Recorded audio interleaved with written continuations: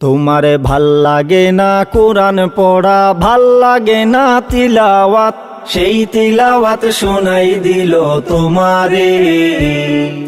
রোজার মাসে বটতলাতে করলো যারা আয়োজন, সেই আয়োজন করলো তোমার অফিসে, সেই আয়োজন করলো তোমার অফিসে। গায়ের জুড়ে পদের ভারে করলা আকাম জীবন ভর, নাস্তিকতার ছায়া তলে দেখাইছিলা কত ডর।